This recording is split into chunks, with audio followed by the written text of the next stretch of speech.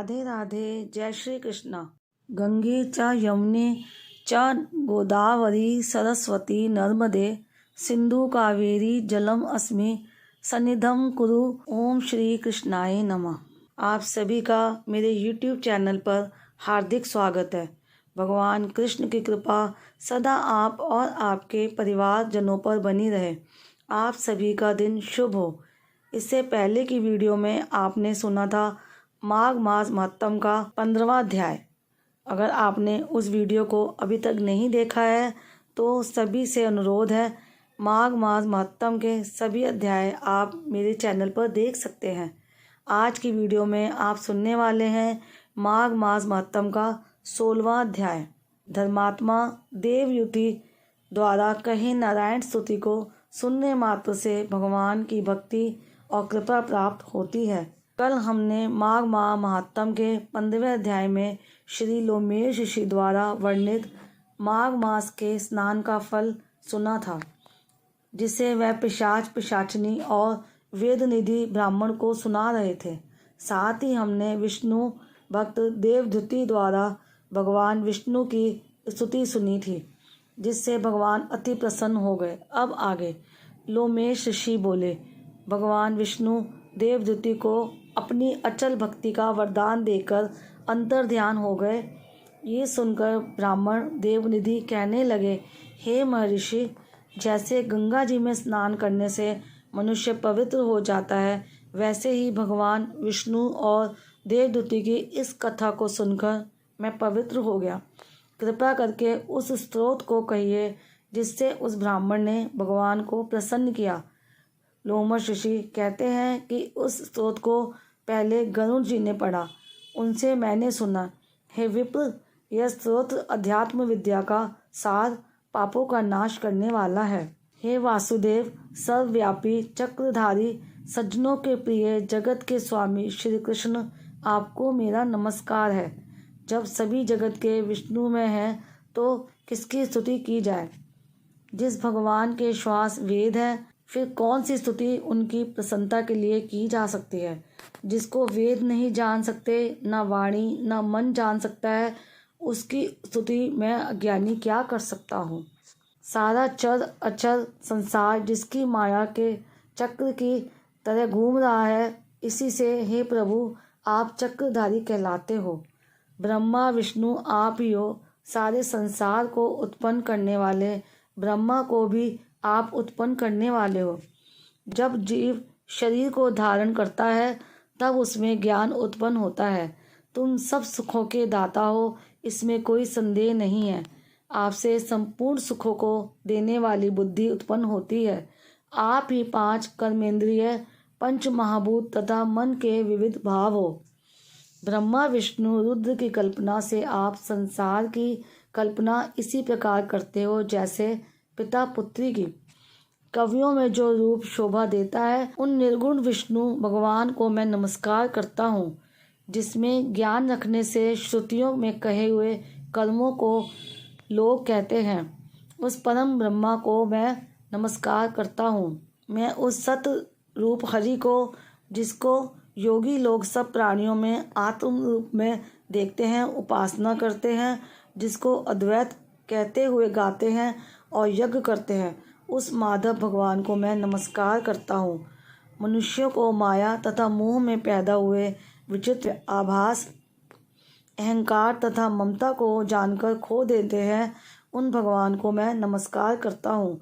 संसार में मनुष्य के मोह रूपी वायु से सदा भभकने वाली ज्वाला आपके चरण कमल की छाया पहुँचने से नहीं जलाती, जिसके स्मरण मात्र से मोह ज्ञान रोग दुख दूर हो जाते हैं, उस अनंत रूप को नमस्कार करता हूँ, जिसमें मिल जाने पर और किसी दूसरे की इच्छा नहीं रहती, जिसको जानकर अद्वैतवादी आत्मा को देखते हैं। यदि विष्णु शब्द का अर्थ और उसके विषय का ज्ञान एक ही होता है तो इस सत्य से हे माधव, इस संसार की माया में फंसकर तेरे ही ध्यान में रत रहता। यदि वेदांत दर्शन में भगवान सारे संसार में व्याप्त है तो इसी सत्य से भगवान में भरी निर्विघ्न भक्ति हो। जो बीज नहीं है तो भी बिना बीज के स्वयं विद्यमान है, सो वह विष्णु भगवान रूपी रंग से हमारे बीच के टुकड़े टुकड़े को जो सृष्टि स्थिति तथा लय के लिए ब्रह्मा विष्णु महेश 3 रूप धारण करते हैं और कार्य में सत्य रज और तम इन तीनों गुणों में विद्यमान है, वह भगवान मुझ पर प्रसन्न हो। जो प्राणियों के हृदय रूपी मंदिर में निर्मल देव वास करते हैं, वह भगवान मुझ पर प्रसन्न हो। जो अविद्यापूर्ण संसार का त्याग करता है, जगन में आप हो, आपका बनाया हुआ विश्व आनंद करता है, आपके त्याग करने पर अपवित्र हो जाता है, उसका साथ करने पर भी तुम बिना साथ के बने रहते हो। विकार रहित जिनके चारवाक पंचभूत योग से पैदा हुआ चैतन्य मानते हुए उपासना करते हैं। जैन लोग आपको शरीर का परिणाम मानते हैं और संख्यावादी तुम्ही को प्रकृति से परे पुरुष मानकर ध्यान करते हैं। जन्म इत्यादि से रहित चैतन्य रूप सदा आनंद स्वरूप उपनिषद जिनकी महिमा गाते हैं। आकाश आदि पंच महाभूत देह मन बुद्धि इंद्रियां सब कुछ तुम ही हो, तुमसे अलग और कुछ नहीं। तुम ही सब प्राणियों को उत्पन्न करने वाले हो और मुझको शरण देने वाले हो। तुम अग्नि रवि इंद्र होम मंत्र क्रिया तथा फल सब तुम ही हो। कर्म के फल देने वाले वैकुंठ में तुम्हारे सिवाय कोई नहीं है। मैं तुम्हारी शरण में हूँ। सब प्राणियों के हित हेतु तथा उनको शरण देने वाले तुम ही हो। जैसे युवा पुरुष की युवती में और युवती की युवा में प्रीति होती है, वैसी मेरी प्रीति तुम में हो। जो पापी भी आपको प्रणाम करता है, उसको यमदूत ऐसे नहीं देखते हैं जैसे उल्लू सूर्य को। प्रत्येक पाप मनुष्य को उस समय तक ही सुख देते हैं जब तक वह आपके चरण कमलों का सहारा नहीं लेता। जिसको गुण जाति तथा धर्म को स्पर्श नहीं कर सकते तथा गतियाँ भी स्पर्श नहीं करती, जो इंद्रियों के वशीभूत नहीं हैं, जिनका बड़े बड़े मुनि लोग साक्षात नहीं कर सकते, उन भगवान को मैं नमस्कार करता हूँ।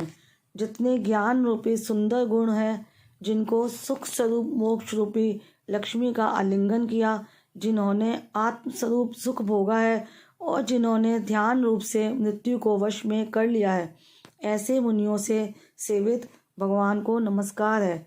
जो जन्म आदि से अलग हैं, जिनको काम क्रोध आदि दोष दुख नहीं देते, उन वासुदेव भगवान को मैं नमस्कार करता हूँ।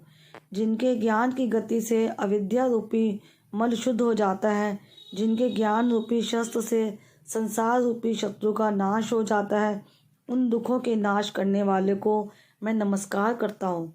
जिस प्रकार सब स्थावर जगम संसार को उत्पन्न करते हैं, उसी सत्य से भगवान मुझको दर्शन दे। इस प्रकार उसकी सच्ची भक्ति देखकर भगवान ने प्रसन्न होकर उस ब्राह्मण को दर्शन दिए और ब्राह्मण की स्तुति से प्रसन्न होकर तथा उसको वरदान देकर भगवान अंतर्ध्यान हो गए और वह ब्राह्मण कृतकृत्य होकर भगवान में लीन हो गया और शिष्यों के साथ स्तोत्र पढ़ता हुआ तपोवन में रहने लगा। जो कोई इस स्तोत्र को पढ़ता अथवा सुनता है, उसकी बुद्धि पाप में नहीं लगती और ना ही बुरा फल देखता है। इसके कीर्तन से मनुष्य की बुद्धि मन तथा इंद्रियां स्वस्थ होती हैं। जो भक्ति पूर्वक इसके अर्थ को विचार कर इसका जप करता है, वह वैष्णव पद को प्राप्त होता है। इसके सदैव पढ़ने से मनवांछित कार्य सिद्ध हो जाते हैं।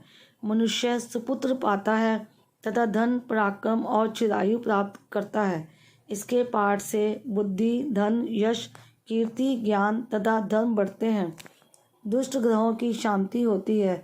वह व्याधियों व अनिष्टों को दूर करता है, दुर्गति से तारता है। इसके पढ़ने से सिंह व्याघ्र चोर भूत देव पिशाच और राक्षस का भय नहीं रहता।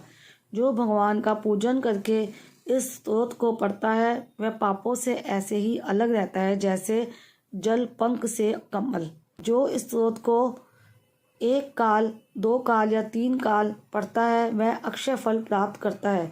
जो मनुष्य प्रातः काल स्तोत्र का पाठ करता है, वह इस लोक और परलोक में अक्षय सुख पाता है। देवद्युति का बनाया हुआ यह स्तोत्र भगवान को अत्यंत प्रिय है और भगवान के दर्शन कराने वाला है। योग सागर नाम का यह स्तोत्र परम पवित्र है। जो कोई भक्ति पूर्वक इसको पढ़ता है वह विष्णु लोक को जाता है। माघ माह महात्म 16वां अध्याय समाप्तम। प्रेम से मन से जाप करते रहो। हरे कृष्णा कृष्णा कृष्णा हरे हरे, हरे राम राम राम हरे हरे। याद रखो, कलयुग केवल नाम आधारा। नाम जाप से ही कृष्णा प्रेम और मुक्ति पाई जा सकती है। आज की ये वीडियो आपको कैसी लगी कमेंट बॉक्स में मुझे ज़रूर बताइएगा। अगर अभी तक आपने मेरा चैनल सब्सक्राइब नहीं किया है तो चैनल सब्सक्राइब करने के साथ साथ बेल आइकन ज़रूर प्रेस कर लीजिएगा, ताकि मेरे चैनल पर अपलोड होने वाली सभी वीडियोस की जानकारी आपको समय पर मिल सके। राधे राधे, जय श्री कृष्ण।